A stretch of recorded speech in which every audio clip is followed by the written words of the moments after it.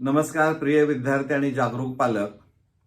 आपल्या पाल्याने जर फेब्रुवारी मार्च 2025 मध्ये इयत्ता 10वी बोर्ड परीक्षा दिली असेल आणि त्या विद्यार्थ्याला त्या परीक्षेमध्ये जर कमी गुण मिळाले असतील आणि जर त्याबद्दल आपल्याला काही शंका असेल तर आपण गुण पडताळणीसाठी अर्ज केला असेल आणि त्याचा निकालही कदाचित आपल्याला मिळाला असेल आणि त्या निकालामध्ये जर म्हणजे मार्क मेमो आपण म्हणतो त्यामध्ये जर गुण वाढवून आले असतील तर आपण 11वी प्रवेश प्रक्रियेमध्ये ज्यावेळेस सहभागी व्हाल त्यावेळेस एक प्रश्न निर्माण झालेला आपल्याला पाहायला मिळतो की एक्झाम सीट नंबर टाकल्यानंतर 10वीचा म्हणजे ज्यावेळी तुम्ही रजिस्टर करून ऍप्लिकेशन फॉर्म 1 भराल त्यावेळेस एक्झाम सीट नंबर टाकला की तुमचं सगळं रेकॉर्ड तिथं मार्क्सचं येतं आणि तिथं तुमच्या लक्षामध्ये येतं की गुण बदललेले दिसत नाहीयेत.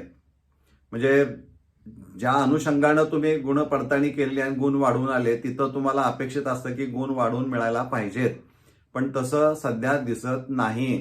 त्यामुळं अनेक विद्यार्थी आणि पालकांच्या तक्रारी आहेत की आम्हाला मार्क मेमोमध्ये मार्क्स वाढवून आलेले आहेत, परंतु प्रत्यक्ष 11वी ऑनलाईन प्रक्रियेमध्ये अर्ज भरत असताना मात्र ते वाढीव गुण दिसत नाहीयेत. तर मला एक सांगायचं आहे की ती प्रोसेस सुरू आहे. त्यामुळे सध्या तरी कदाचित ह्या सगळ्या फेऱ्या होईल तोपर्यंत तरी त्यामध्ये अपग्रेडेशन होईल का नाही सांगता येत नाही.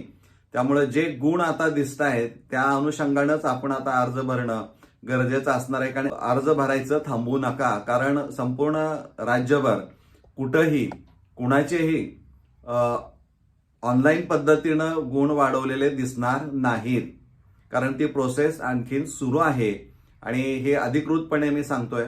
त्यामुळं तुम्ही आहे त्या गुणांच्या आधारेच अर्ज भरून मोकळे व्हा, म्हणजे या प्रवेश प्रक्रियेमध्ये सहभागी व्हा.